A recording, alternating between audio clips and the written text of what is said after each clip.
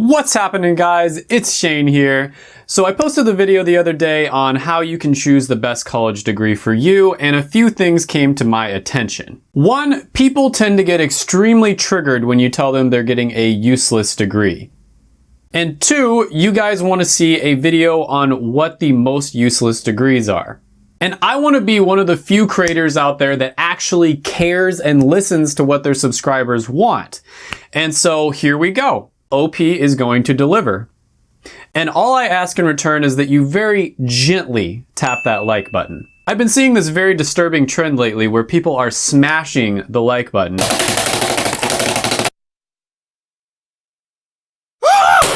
And I just don't condone that sort of violence. Anyways, all joking aside, in this video, I'm gonna go over what degrees you should absolutely avoid at all costs. But before I trigger a few more people, I just wanna put a very, very quick disclaimer out there. But Shane, you should always follow your passion. Listen, if your passion in life happens to be one of the degrees that I mentioned in this video, that's totally fine. You should still follow your passion. All I'm saying is you should not go $50,000 in debt for a piece of paper that's not gonna benefit you at all, and you will likely end up serving coffee to people and misspelling people's names. And you can still study the subjects you're passionate about. I mean, top universities in the world offer all of these classes for absolutely free. You just don't get a degree from them. And you can learn all you want about all these different subjects for free without spending any money going into debt. And if all of this information is free from the top universities in the world, then why would you ever spend money on it? Okay, so that was my disclaimer. So without further ado, sit back, relax, and enjoy. So number 10 on the list is going to be psychology.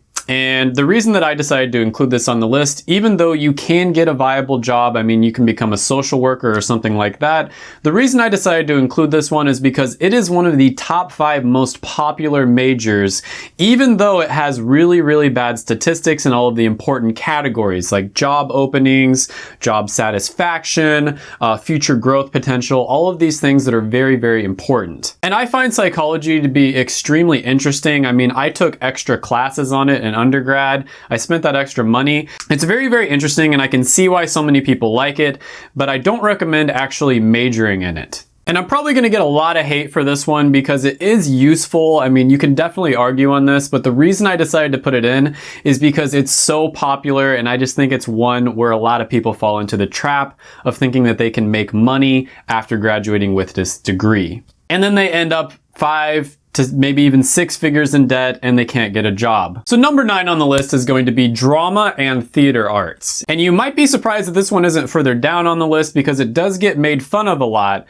But the reason I put this one further up is because it is actually kind of difficult to teach somebody how to act and all that sort of thing from a book. So this is one that would be a little bit difficult for you to learn just from the free material that's online. You'd have to at least, get videos from professionals or something along those lines. Or maybe you might have to hire somebody who works at a local theater and take lessons from them so that they can teach you all the ropes and everything. And because it's so hard to teach someone this particular skill from a book or even videos, that's why I kept it towards the top of the list.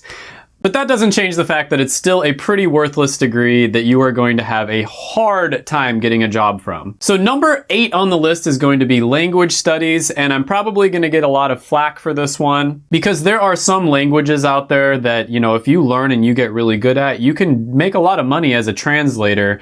But the reason I put this on the list is because you can easily learn a language by getting a video program or an audio program, or actually moving to the country where this language is spoken. If you just spent those 4 years that you were studying the language and just moved to the country that speaks those languages in those 4 years, you would probably learn a lot more by doing that, and you could get a job while you're there and make money. And this is the 21st century where you can go anywhere you want in the world and you don't need to go $50,000 in debt just to learn a language. Now, with that being said, the reason this one isn't further down on the list is because there are certain languages that are more difficult in terms of writing and speaking speaking than others.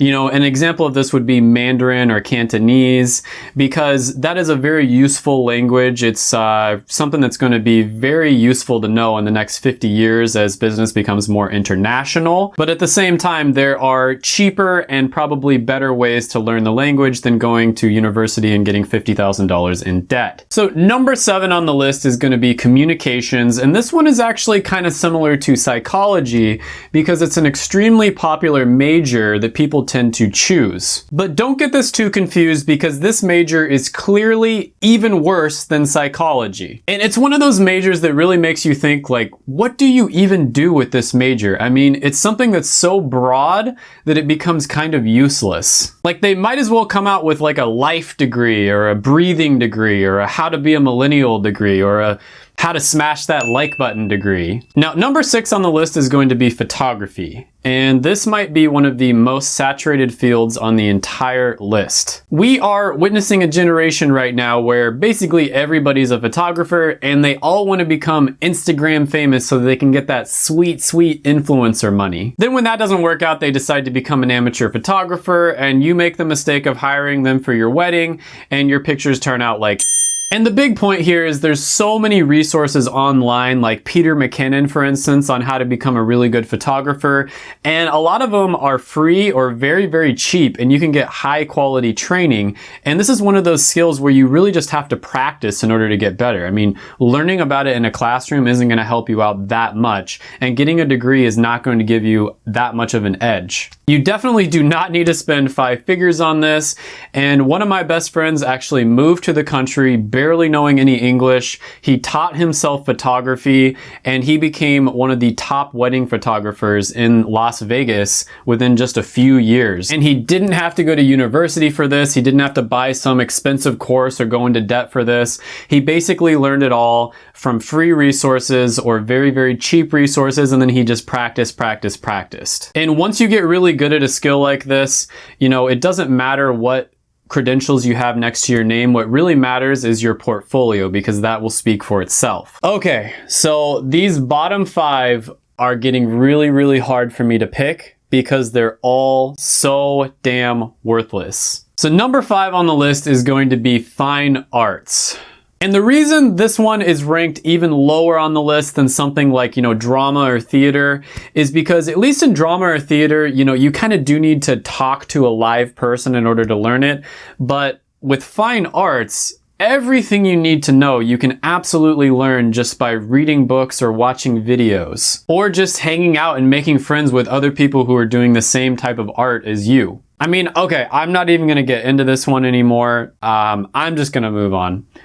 Number 4 on the list is going to be anthropology/archaeology. So when I was doing research on making this video, this one actually had the worst statistics out of every single one on the list in terms of, you know, actually getting a job, getting hired, you know, percentage of job growths and jobs are going to open up in the next decade. I think this one was actually the number 1 worst on the list. And listen, with a job like archaeologist, you're not going to get a job from getting a degree. If you want to break into this field, you're going to have to get creative about how you do it, because there's simply just not that many job openings available. You got to get creative with this because there's just not that many job openings available, and the only thing you're going to end up rediscovering is your dignity when you have to pay all those student loans back. So number 3 on the list is going to be art history. And this one beats all of the other art degrees because it's not even art. It's the history of art. Like, you've got to be kidding me. You can so easily just go and buy a textbook. Like, you don't even have to watch videos on this. Just go buy some textbooks online. They're very, very cheap after a few years. And then just go watch videos on YouTube about art history. It's just simply not a marketable skill. You should never spend that much money on something like that. I mean, this one is just, it's painful to even think about or talk about. And each one of these, as I'm getting closer to number 1 on the list, are just getting more and more painful. Number 2 on the list is going to be religious studies. just go read a Bible or something. There's free ones in every cheap hotel across America. Like, how do you even expect to get a job or make money unless you're one of those television preachers or something? But you know what? It's not just religious studies. It's basically anything that has the word studies after it. Yeah, this is just a general great rule to follow. Anything that has the word studies after it, don't pick that as your major. Sure, if you take 1 or 2 classes of something that has the word studies after it, that's totally fine. I mean, there's a lot of interesting stuff out there, but for God's sakes, do not pick it as your major.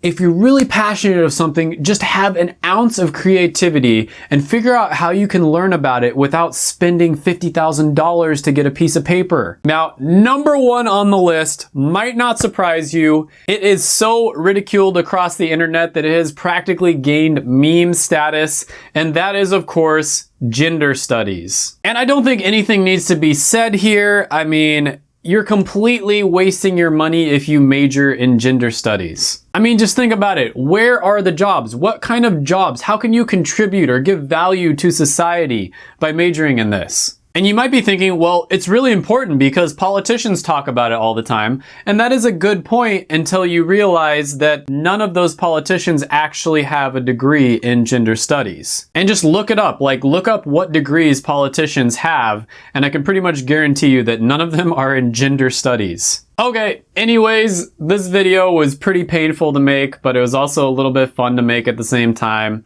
Go ahead and hit that like button, hit the subscribe button, hit the little notification bell, comment down below on what videos you'd like to see next, and I will be dropping a bunch of very, very awesome videos here in the near future, so stick around.